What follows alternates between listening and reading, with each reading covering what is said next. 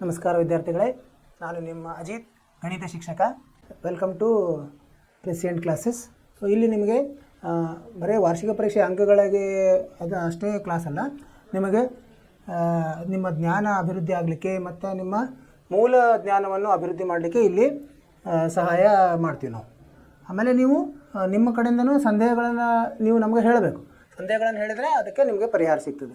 ಅಂದರೆ ಎರಡೂ ಕಡೆ ನಾವು ಕಮ್ಯುನಿಕೇಷನ್ ಇರಬೇಕು. ಸೊ ಇದರಿಂದ ನಾವು ಕ್ಲಾಸನ್ನು ಅಂದರೆ ತರಗತಿಯನ್ನು ಆರಂಭ ಮಾಡೋಣ. ಹೋದ ತರಗತಿಯಲ್ಲಿ ಏನು ಡಿಸ್ಕಸ್ ಮಾಡ್ತಿದ್ವಿ ನಾವು, ಹಿಂದಿನ ವರ್ಷಗಳ ಪ್ರಶ್ನೆಗಳನ್ನು ನಾವು ಬಹುಪದೋಕ್ತಿ ಇದರ ಮೇಲೆ ಪಾಠದ ಮೇಲೆ ಚರ್ಚಿಸ್ತಿದ್ವಿ. ಸೊ ಅದರಲ್ಲಿ ನಾವು ಎಷ್ಟು ಬಿಡಿಸಿದ್ವಿ? 5 ಬಿಡಿಸಿದ್ವಿ.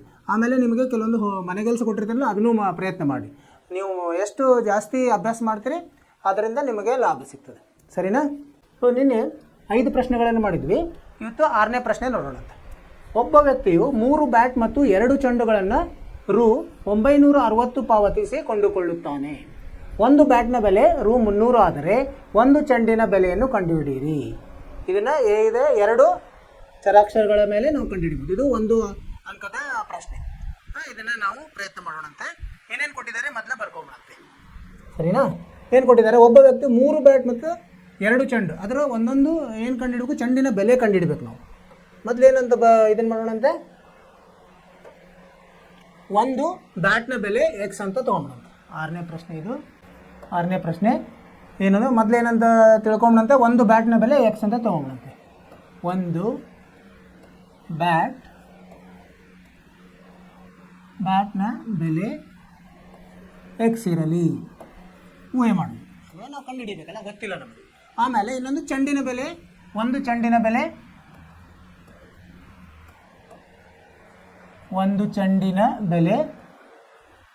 ಏನಿರಲಿ? ವಾಯ್ ಇರಲಿ. ಮತ್ತೇನು ಕೊಟ್ಟಿದ್ದಾರೆ ಅವರು? ಒಂದು ಬ್ಯಾಟ್ನ ಬೆಲೆ ಕೊಟ್ಟಿದ್ದಾರೆ, ಅಂದರೆ ಇದು ಎಕ್ಸ್ ಕೊಟ್ಟಿದ್ದಾರೆ. ಇರಲಿ, ಬರೆಯೋಣಂತ. ಎಷ್ಟು ಕೊಟ್ಟಿದ್ದಾರೆ ಅವರು? 300 ಅಂತ ಕೊಟ್ಟಿದ್ದಾರೆ. ಆಮೇಲೆ 3 ಬ್ಯಾಟ್ 2 ಚೆಂಡು ಅವನು ಖರೀದಿ ಮಾಡಿದರೆ ಎಷ್ಟಾಗುತ್ತೆ? 960 ರೂಪಾಯಿ ಆಗುತ್ತೆ. ಅಂದರೆ ಏನು ಮಾಡೋ? ಉತ್ತರ ಸೊಲ್ಯೂಷನ್ ಮಾಡೋಂತೆ. ಏನು? 3 ಬ್ಯಾಟ್ 2 ಚೆಂಡು. 3 ಬ್ಯಾಟ್ ಅಂದರೆ ಏನಾಗುತ್ತೆ? ಒಂದು ಬ್ಯಾಟ್ ಎಕ್ಸ್ ಅಂತ ತೊಗೊಂಡು ನಾವು 3 ಎಕ್ಸ್ ಆಗುತ್ತೆ ಸಮೀಕರಣ ಮಾಡಿದಾಗ. 3 ಬ್ಯಾಟ್ ಅಂದರೆ 3 ಎಕ್ಸ್, 2 ಚೆಂಡು ಅಂದರೆ 2 ವಾಯ್ ಆಗುತ್ತೆ. ಸಂಕಲನ 2 ವಾಯ್ ಎಷ್ಟಾಗುತ್ತೆ? ಇದು 960. ಒಟ್ಟು ಬೆಲೆ ಎಷ್ಟು? 960. ಆದರೆ ಏನು ಕೊಟ್ಟಿದ್ದಾರೆ? ಇದರಲ್ಲಿ ಎಕ್ಸ್ ಬೆಲೆ ಕೊಟ್ಟಿದ್ದಾರೆ ಅಲ್ವಾ? ಇಲ್ಲಿ ಆದೇಶಿಸೋಣಂತೆ. ಅಂದರೆ ಏನಾಯಿತು? 3 ಗುಣಲಬ್ಧ 300 ಸಂಕಲನ 2 ವಾಯ್ ಸಮ 960 ಆಯಿತು. ಈಗ ಇದನ್ನು ಸರಳೀಕರಣಗೊಳಿಸಿದ್ರೆ ಏನಾಗುತ್ತೆ? 3 ಗುಣಲೆ 300 ಎಷ್ಟು ಬರ್ತದೆ? 900 ಆಗ್ತದೆ.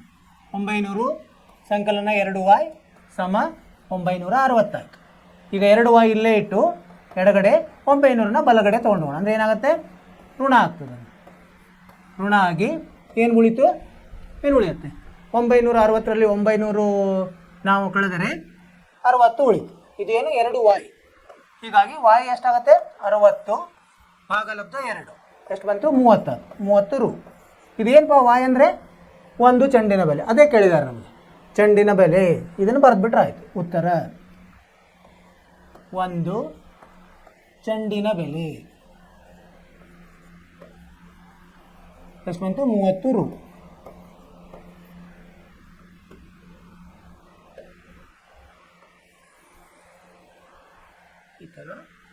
ಇದೇ ಉತ್ತರ.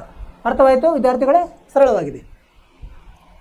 ಈಗ ಏನು ಮಾಡಿದ್ವಿ ನಾವು? ಮೊದಲು ಅದನ್ನು ಸಮೀಕರಣ ಮಾಡ್ಕೊಂಡು, ಅವ್ರು ಏನು ವಿವರಣೆ ಕೊಟ್ಟಿದ್ದಾರೆ ಅದನ್ನು ಸಮೀಕರಣಕ್ಕೆ ಸಮೀಕರಣ ಮಾಡಿಕೊಂಡು ಏನು ಬಂತು ಸಮೀಕರಣ? 3x ಸಂಕಲನ 2 ವಾಯ್ ಮೊತ್ತ 960. ಇಲ್ಲಿ ಅವರು ಎಕ್ಸ್ ಅಂದರೆ ಬ್ಯಾಟ್ನ ಬೆಲೆ ಕೊಟ್ಟಿದ್ದಾರೆ, 300 ರೂಪಾಯಿ ಅಂತ ಕೊಟ್ಟಿದ್ದಾರೆ. ಅದನ್ನು ಇದರಲ್ಲಿ ಆದೇಶಿಸಿದಾಗ ಏನಾಯಿತು? 3 ಗುಣಲೆ 300 ಸಂಕಲನ 2 ವಾಯ್ ಸಮ 960 ಆಯಿತು. ಇದನ್ನು ನಾವು ಸರಳೀಕರಣಗೊಳಿಸಿದ್ವಿ. 3 ಗುಣಲೆ 300 ಏನಾದರೂ 900 ಅಧಿಕ್ 2 ವಾಯ್ ಈಸ್ ಈಕ್ವಲ್ ಟು 960. ಈಗ 900ಅನ್ನು ಎಡಗಡೆಯಿಂದ ಬಲಗಡೆ ತೊಗೊಂಡ್ರೆ ಏನಾದರೂ ಚಿಹ್ನೆ ಬದಲೇ ಆಗ್ತದೆ. ಏನಾಯ್ತು? ಮೈನಸ್ 900 ಆಯಿತು. 2 ವಾಯ್ ಎಷ್ಟಕ್ಕೆ ಸಮ ಆಯಿತು? 60ಕ್ಕೆ ಸಮ ಆಯಿತು. ವಾಯ್ 2 ಅಲ್ಲಿ ಗುಣಾಕಾರ ಇದೆ, ಇಲ್ಲಿ ಬಲಗಡೆ ಬಂದರೆ ಭಾಗಾಕಾರ ಆಯಿತು. 60 ಭಾಗಾಕಾರ 2 ಎಷ್ಟು ಬಂದು? 30 ರೂಪಾಯಿ. ಅರ್ಥವಾಯಿತು? ಸರಳವಾಗಿದೆ. ಸೊ ಇದೇ ಥರ ಮುಂದಿನ ಪ್ರಶ್ನೆಗೆ ಹೋಗೋಣಂತೆ. ಇಲ್ಲಿ ನೋಡಿ, ಒಂದು ನಕ್ಷೆ ಕೊಟ್ಟಿದ್ದಾರೆ ಇಲ್ಲಿ. 7ನೇ ಪ್ರಶ್ನೆ. ಇದೂ 1 ಅಂಕದ ಪ್ರಶ್ನೆ. ಕೊಟ್ಟಿರುವ ನಕ್ಷೆಯಲ್ಲಿ y = ಪಿ ಎಕ್ಸ್ ಇದು ಒಂದು ಬಹುಪದೋಕ್ತಿ ಹೊಂದಿರುವ ಶೂನ್ಯತೆಗಳು ಎಷ್ಟು. ಇಲ್ಲೊಂದು ಚಿತ್ರ ಕೊಟ್ಟಿದ್ದಾರೆ. ಏನಂದರೆ ನಾವು ಕಲ್ತಿದ್ದೀವಿ ಇದನ್ನು, ಯಾವುದು ನಕ್ಷೆ ಎಕ್ಸ್ ಅಕ್ಷಕ್ಕೆ ಎಷ್ಟು ಸದ ಛೇದಿಸ್ತದೆಯೋ ಅಷ್ಟು ಶೂನ್ಯತೆ ಇರ್ತದೆ ಅಂತ. ಇಲ್ಲಿ ಎಷ್ಟು ಸಲ ಛೇದಿಸಿದೆ ನೋಡಿ ವಿದ್ಯಾರ್ಥಿಗಳೇ, 1 ಸಲ 2 ಸಲ 3 ಸಲ. ಹಾಗಾಗಿ ಎಷ್ಟು ಬರಬೇಕು, ಅವರು ಇದು ಕೊಟ್ಟಿದ್ದಾರೆ ಆಯ್ಕೆಗಳನ್ನು A3 B2 C1 D4 ಅಂತ ಕೊಟ್ಟಿದ್ದಾರೆ. ಹಾಗಾದರೆ ಉತ್ತರ 4 ಬರ್ತದೆ. ಯಾಕಂದರೆ ಇಲ್ಲಿ 1 2 3 1 2 3 ಉತ್ತರ A3.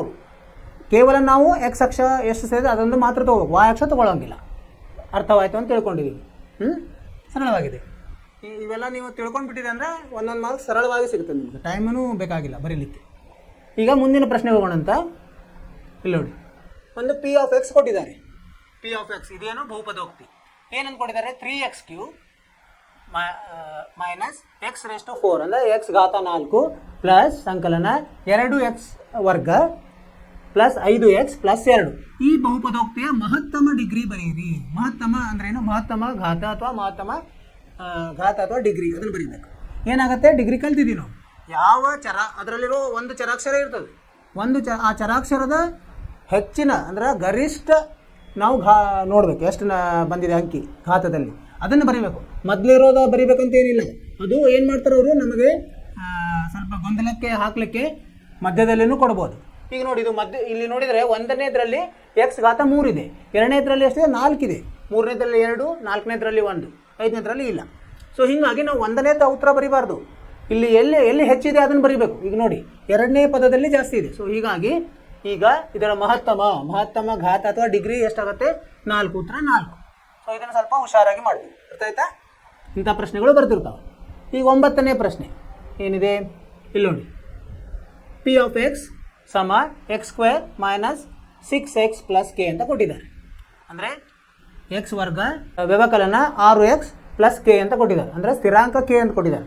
ಈ ಬಹುಪದೋಕ್ತಿಯ ಒಂದು ಶೂನ್ಯತೆಯು ಇಲ್ಲಿ ಒಂದು ಇದನ್ನು ಕೊಟ್ಟಿದ್ದಾರೆ, ಏನೋ ಹೆಂಗಿದೆ ಅಂತೇಳಿ ಅದರ ನಡುವಿನ ಸಂಬಂಧ. ಈ ಬಹುಪದೋಕ್ತಿಯ ಒಂದು ಶೂನ್ಯತೆಯು ಇನ್ನೊಂದು ಶೂನ್ಯತೆಯ 2ರಷ್ಟಾದಾಗ ಕೇದ ಬೆಲೆ ಕಂಡುಹಿಡಿಯಿರಿ. 2 ಅಂಕಗಳ ಪ್ರಶ್ನೆ ಇದೆ. ಇದನ್ನು ಮಾಡೋಣ ಅಂತ ಈಗ ವಿವರಣೆ ಮಾಡೋಣ. ಎಷ್ಟನೇದಿದು, 9ನೇದು. ಹಾಂ, ಪಿ ಆಫ್ ಎಕ್ಸ್ ಕೊಟ್ಟರೆ ಒಂದು ಬಹುಪದೋಕ್ತಿ ಏನಂತಿದೆ,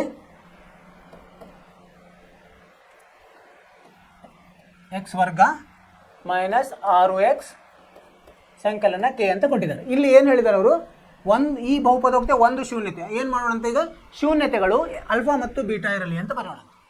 ಶೂನ್ಯತೆಗಳು ಗೊತ್ತಿಲ್ಲ ಇಲ್ಲಿ ಉತ್ತರ. ಶೂನ್ಯತೆಗಳು ಆಲ್ಫಾ ಮತ್ತು ಬೀಟಾ ಇರಲಿ. ಅಂದರೆ ಯಾವಾಗಲೂ ನಾವು ವರ್ಗದಲ್ಲಿ 2 ಇರ್ತವೆ, ಆಲ್ಫಾ ಬೀಟಾ ಅಂತ ತಗೋತೀವಿ.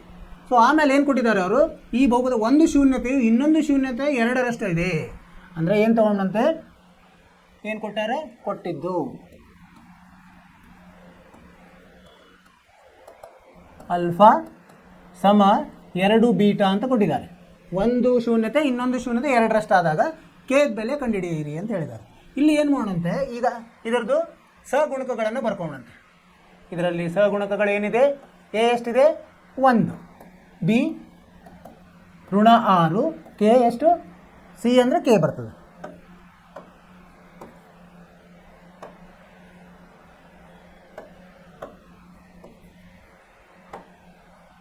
ಸಿ ಎಷ್ಟು ಬರ್ತದೆ, ಕೆ ಅಂತ ಇದೆ. ಇದನ್ನು ಕಂಡುಹಿಡಿಯೋದು. ಈಗ ಹೆಂಗೆ ಕಂಡುಹಿಡಿಯೋದು, ನಾವು ಸೂತ್ರಗಳು ಗೊತ್ತಿದ್ದಾವೆ ನಮಗೆ. ಸೂತ್ರಗಳ ಆಧಾರದಿಂದ ಇದನ್ನು ಮಾಡೋದು. ಮೊದಲನೇ ಸೂತ್ರ ಏನು, ಮೊತ್ತ, ಶೂನ್ಯಗಳ ಮೊತ್ತ. ಅದರಿಂದ ಆ ಉತ್ತರ ಬಂದರೆ ಸರಿ ಹೋಯಿತು. ಶೂನ್ಯಗಳ ಮೊತ್ತವನ್ನು ಮಾಡೋಣ. ಏನು ಮೊತ್ತ, ಅಲ್ಫಾ ಸಂಕಲನ ಬೀಟಾ. ಏನು ಸೂತ್ರ, ಮೈನಸ್ ಬಿ ಅಂದರೆ ಋಣ ಬಿ ಬೈ ಎ. ಸರಿ. ಸೊ ಬಿ ಎಷ್ಟಿದೆ, 6 ಇದೆ, ಅಂದರೆ -6 ಇದೆ, ಅಂದರೆ ಋಣ ಮೈನಸ್ ಆಫ್ -6 ಬರೋದು. ಎ ಎಷ್ಟಿದೆ, 1 ಇದೆ, ಅಂದರೆ ಎಷ್ಟಾಯಿತು 6. ಋಣ ಗುಣಾಕಾರ ಋಣ ಏನು ಮತ್ತೆ ಧನ ಆಗ್ತದೆ, ಧನ 6 ಆಯ್ತು ಅಲ್ಫಾ ಬೀಟಾ. ಆದರೆ ನಮ್ಗೆ ಇಲ್ಲಿ ಏನು ಕೊಟ್ಟಿದ್ದಾರೆ, ಇದರಿಂದ ಮುಂದೆ ಇದರಲ್ಲಿ ನಮಗೆ ಕೇಸ್ ಸಿಗಲಿಲ್ಲ. ಮುಂದೆ ಹೋಗೋಣಂತೆ. ಶೂನ್ಯಗಳ ಗುಣಲಬ್ಧ, ಶೂನ್ಯಗಳ ಗುಣಲಬ್ಧ ಸೂತ್ರ ನೋಡೋಣ. ಏನು ಶೂನ್ಯಗಳ ಗುಣಲಬ್ಧ ಅಲ್ಫಾ ಗುಣಲಬ್ಧ ಬೀಟಾ ಸಿ ಬೈ ಎ ಆಗುತ್ತೆ. ಸಿ ಎಷ್ಟಿದೆ? ಕೆ ಇದೆ. ಕೆ ಬೈ ಎ ಎಷ್ಟಿದೆ? 1 ಇದೆ. ಅಲ್ಫಾ ಬೀಟಾ ಇದರಲ್ಲಿ ನಾವು ಒಂದು ಇದನ್ನು ತೊಗೋಬೋದು. ಏನು ಇಲ್ಲಿ ಅಲ್ಫಾ ಇದ್ದಲ್ಲಿ ಇದನ್ನು ನಾವು ಆದೇಶಿಸೋಣ. ಅಂದರೆ ಏನಾಯಿತು? 2 ಬೀಟಾ ಪ್ಲಸ್ ಬೀಟಾ ಸಮ 6. ಅಂದರೆ 2 ಬೀಟಾ ಮತ್ತು ಬೀಟಾ ಅಂದರೆ ಎಷ್ಟಾಯಿತು? 3 ಬೀಟಾ ಆಯಿತು. 3 ಬೀಟಾ 6 ಆಯಿತು. ಹೀಗಾಗಿ ಬೀಟಾ ಎಷ್ಟಾಗುತ್ತೆ? 6/3 ಅಂದರೆ 2 ಆಗುತ್ತೆ. ಅದನ್ನು ಇಲ್ಲಿ ಹಾಕ್ಬೋದು ನಾವು ಅಲ್ವಾ? ಬೀಟಾ 2 ಆದರೆ ಅಲ್ಫಾ ಎಷ್ಟಾಗುತ್ತೆ? ಇಲ್ಲಿ ಅಲ್ಫಾ 2 × 2 4 ಆಗುತ್ತೆ ಅಲ್ವಾ? ಇಲ್ಲಿ ಹಾಕ್ಬೋದು ನಾವು. ಈಗೇನಾಯ್ತು? ಈಗ ಅಲ್ಫಾ ಎಷ್ಟಿದೆ? ಅಲ್ಫಾ 4 ಇದೆ. ಬೀಟಾ ಎಷ್ಟಿದೆ? 2 ಇದೆ. ಇದಕ್ಕೆ ಸಮ ಕೆಗೆ ಸಮ. ಆದ್ದರಿಂದ ಕೆ ಎಷ್ಟಾಯ್ತು? ಈಗ 8 ಆಯಿತು. ಸರಿ, ಇದು ಉತ್ತರ. ಅದು ಕೆ ಕಂಡುಹಿಡಿಯಲಿಕ್ಕೆ ಹೇಳಿದರೆ ಇದನ್ನು ನಾವು ಹೀಗೆ ಬರಿಬೋದು.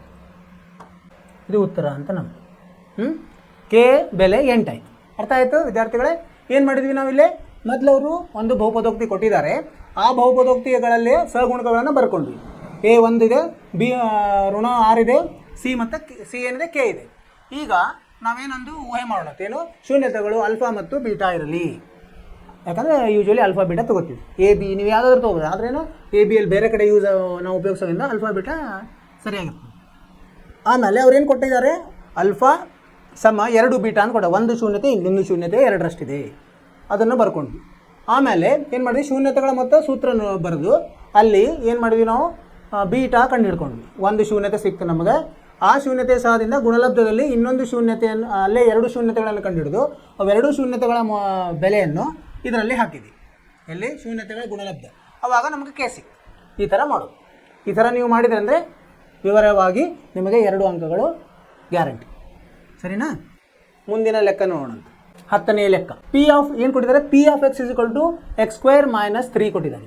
ಬಹುಪದೋಕ್ತಿ ಶೂನ್ಯತೆಗಳನ್ನು ಕಂಡುಹಿಡಿಯಿರಿ. ಸರಳವಾಗಿದೆ. ಹೆಂಗೆ ಕಂಡುಹಿಡಿಯೋದು ಮಾಡೋಣ. 10ನೇ ಲೆಕ್ಕ.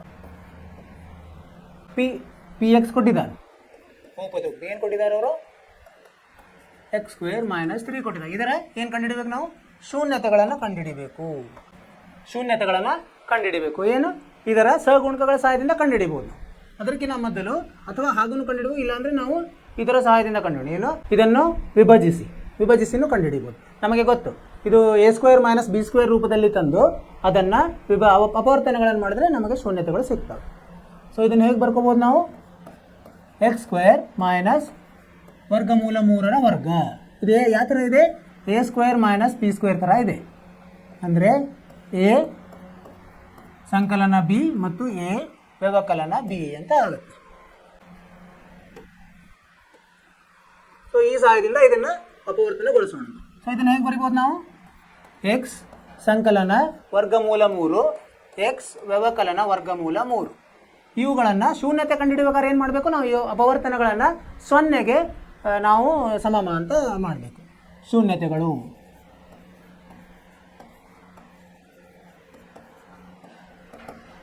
ಏನಂತ ಮಾಡಬೇಕು? ಎಕ್ಸ್ ಸಂಕಲನ √3 0ಗೆ ಸಮ ಅಥವಾ ಎಕ್ಸ್ ವ್ಯವಕಲನ √3 0ಗೆ ಸಮ. ಈಗ ಇದು ರೂಟ್ ಅಂದರೆ ವರ್ಗಮೂಲ 3ನ್ನು ಬಲಗಡೆ ತಗೊಂಡು ಏನಾದರೂ ಋಣ ವರ್ಗಮೂಲ 3 ಅಥವಾ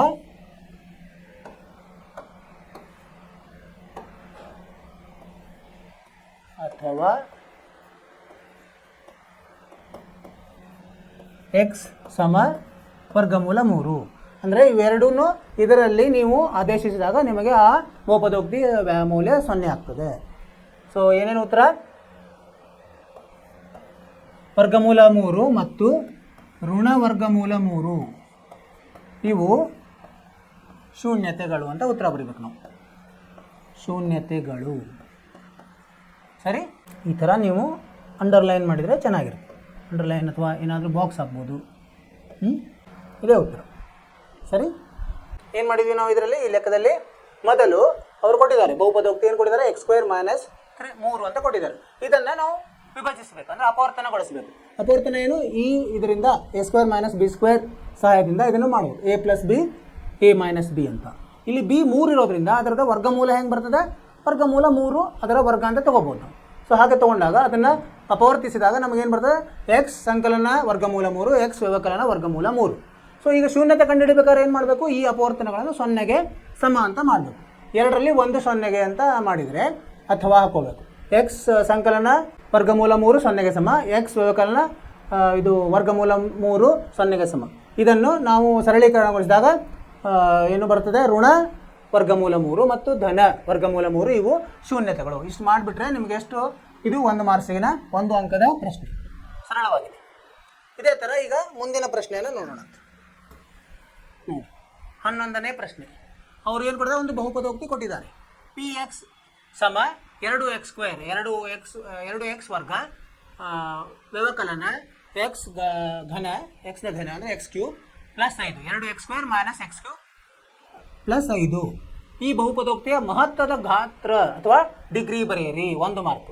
ಇಲ್ಲಿಯೂ ಹಂಗೆ ಕೊಟ್ಟಿದ್ದಾರೆ ನೋಡಿ. ನಿಮಗೆ ಅವರು ಸ್ವಲ್ಪ ಗೊಂದಲಕ್ಕೆ ಮಾಡಲಿಕ್ಕೆ ಮೊದಲನೇ ಪದವನ್ನು ಅವರು ದೊಡ್ಡದು ಕೊಟ್ಟಿಲ್ಲ, 2ನೇ ಪದವನ್ನು ಕೊಟ್ಟಿದ್ದಾರೆ. ಹೀಗಾಗಿ ಸ್ವಲ್ಪ ನೀವು ಹುಷಾರಾಗಿ ನೋಡಿ. 1ನೇ ಪದದಲ್ಲಿ ಘಾತ 2 ಇದೆ, 2ನೇದರಲ್ಲಿ 3 ಇದೆ. ಹೀಗಾಗಿ 2ನೇ ಪದದಲ್ಲಿ ತೊಗೊಂಡು ಎಷ್ಟು ಬರೀಬೇಕು ನಾವು, ಡಿಗ್ರಿ 3 ಅಂತ ಬರೀಬೇಕು. 3 ಸರಿಯಾದ ಉತ್ತರ. ನೀವು ಇಷ್ಟು ಬರೆದು ಬಿಟ್ಟೆ ಅಂದರೆ ನಿಮಗೆ 1 ಅಂಕ ಗ್ಯಾರಂಟಿ ಇದೆ. ಮತ್ತು ಇನ್ನೊಂದು ಪ್ರಶ್ನೆ ನೋಡೋಣ. 12ನೇ ಪ್ರಶ್ನೆ. ಇಲ್ಲಿ ಒಂದು ಬಹುಪದೋಕ್ತಿ ಕೊಟ್ಟಾರೆ. P x (ax² + bx + c). ಇದೇನು ಮೂಲ ರೂಪ. ವರ್ಗ ಬಹುಪದೋಕ್ತಿ ಶೂನ್ಯಗಳ ಮೊತ್ತ ಕೊಟ್ಟಿದ್ದಾರೆ. ಶೂನ್ಯಗಳ ಮೊತ್ತ ಅಂದ್ರೇನು, ನಾವು 2 ಶೂನ್ಯಗಳನ್ನು ಅಲ್ಫಾ ಮತ್ತು ಬೀಟಾ ತೊಗೊಂಡಾಗ ಅಲ್ಫಾ ಪ್ಲಸ್ ಬೀಟಾ ಕೊಟ್ಟಿದ್ದಾರೆ ಅಲ್ವಾ. ಅದರ ನಾವು ಇದನ್ನು ಉಪಯೋಗಿಸ್ಬೋದು, ಸೂತ್ರವನ್ನು ಉಪಯೋಗಿಸ್ಬೋದು. ಆಮೇಲೆ ಅಲ್ಫಾ ಇಂಟು ಬೀಟಾ ಅಲ್ಫಾ ಗುಣಲಬ್ಧ ಬೀಟಾ ಕೊಟ್ಟಿದ್ದಾರೆ. ಈಗ ನಾವೇನು ಮಾಡಬೇಕು, ಬಿ ಸಂಕಲನ ಸಿ ಸಮ 5a ಅಂತ ನಾವು ಅದನ್ನು ಸಾಧಿಸಬೇಕು. ಮಾಡೋಣ ಅಂತ. ಈಗ ಎಷ್ಟನೇದು, 12ನೇ ಪ್ರಶ್ನೆ. 12 ಏನು ಕೊಟ್ಟಿದ್ದಾರೆ ಅವರು, ನಾವು ಈಗೇನು ಮಾಡೋಣ ಅಂತ, 2 ಶೂನ್ಯತೆಗಳು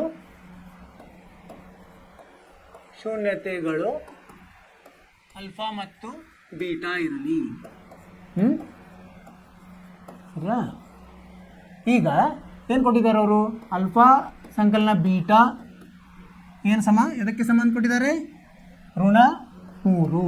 ಮತ್ತು ಅಲ್ಫಾ ಬೀಟಾ ಇದಕ್ಕೆ ಸಮ ಅಂತ ಕೊಟ್ಟಿದ್ದಾರೆ ಅವರು, ಗುಣಲಬ್ಧ 2ಕ್ಕೆ ಸಮ. ಈಗ ಸೂತ್ರವನ್ನು ನಾವು ಉಪಯೋಗಿಸಿದ್ರೆ ಏನಾಗುತ್ತೆ, ಸೂತ್ರ ಇದು ಅಲ್ಫಾ ಪ್ಲಸ್ ಬೀಟಾ ಸೂತ್ರ ಏನು ಅಂದರೆ ಋಣ b/a, ಇದಕ್ಕೆ -3ಗೆ ಸಮ ಆಯಿತು. ಮತ್ತು ಅಲ್ಫಾ ಬೀಟಾ ಅಂದರೆ c/a ಆಯಿತು. c/a ಎದಕ್ಕೆ ಸಮ ಆಯಿತು, 2ಕ್ಕೆ ಸಮ ಆಯಿತು. ಸರಿ. ಈಗ ಏನು ಮಾಡೋಣ, ಇದನ್ನು ಎ ಈ ಕಡೆ ಎ ಇರೋದನ್ನು ಬಲಗಡೆಗೆ ತೊಗೊಂಡಾಗ ಗುಣಲಬ್ಧ ಆಗ್ತದೆ. -b ಸಮ -3a ಆಯಿತು. ಅಂದರೆ ಎರಡೂ ಕಡೆ ಋಣಗಳನ್ನು ತೆಗೆದಾಗ b ಸಮ 3a ಆಯಿತು. ಇಲ್ಲಿ ಏನಾಯಿತು, c ಸಮ 2a ಆಯಿತು. ಈಗ ನೋಡೋಣ. ಈಗ ಇದು 1 ಅನ್ನೋಣಂತೆ, ಇದಕ್ಕೆ 2 ಅನ್ನೋಣಂತೆ. ಈಗ 1 ಸಂಕಲನ 2 ಮಾಡಿದರೆ ಏನು ಬರುತ್ತೆ ನಮಗೆ, ಎಡಗಡೆ ಇರೋದು ಎಡಗಡೆ ಕೂಡಿಸೋದು, ಬಿ ಸಂಕಲನ ಸಿ, ಆಮೇಲೆ ಬಲಗಡೆ ಕೂಡಿಸೋದು 3a ಸಂಕಲನ 2a, ಏನಿದು 5a.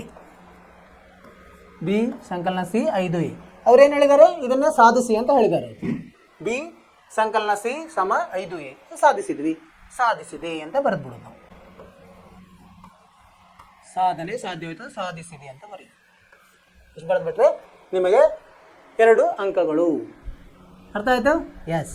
ಇಲ್ಲಿವರೆಗೆ ನಾವು ಬಹುಪದೋಕ್ತಿಯ ಹಿಂದಿನ ವರ್ಷದ ಅಂದರೆ ಕೆಲವೊಂದು 2-3 ವರ್ಷದ್ದು ಪ್ರಶ್ನೆಗಳನ್ನು ಬಿಡಿಸಿದ್ವಿ. ಎಷ್ಟು 12 ಪ್ರಶ್ನೆಗಳು. ನೀವು ಏನು ಮಾಡಬೇಕು, ಮತ್ತೆ ಇವನ್ನೆಲ್ಲ ನೀವು ಇನ್ನೊಮ್ಮೆ ನಿಮ್ಮ ಸ್ವಂತ ಇದರಲ್ಲಿ ಬಿಡಿಸ್ಬೇಕು, ಅಂದರೆ ನಿಮಗೆ ರೂಢಿ ಆಗುತ್ತೆ. ಆಯಿತು? ಇದರ ಮೇಲೆ ನಿಮಗೇನಾದರೂ ಸಂದೇಹಗಳಿದ್ದರೆ, ಪ್ರಶ್ನೆಗಳಿದ್ದರೆ ನಮಗೆ ಮೆಸೇಜ್ ಹಾಕಿ, ನಾನು ಅದಕ್ಕೆ ಉತ್ತರ ಕೊಡ್ತೀನಿ. ಇಲ್ಲಿವರೆಗೆ ನಿಮಗೆ ಅರ್ಥವಾಯ್ತು ಅಂತ ತಿಳ್ಕೊಂಡಿನಿ. ಚೆನ್ನಾಗಿ ಅಭ್ಯಾಸ ಮಾಡಿ ಮತ್ತು 2-3 ಸಲ ಪುನರಾವರ್ತನೆ ಮಾಡಿ. ಸರಿ, ಕಾಳಜಿ ತಗೋರಿ. ಮುಂದಿನ ಕ್ಲಾಸಲ್ಲಿ ಹೊಸ ಪಾಠವನ್ನು ಆರಂಭಿಸೋಣ. ಅಲ್ಲಿವರೆಗೆ ನಮಸ್ಕಾರ.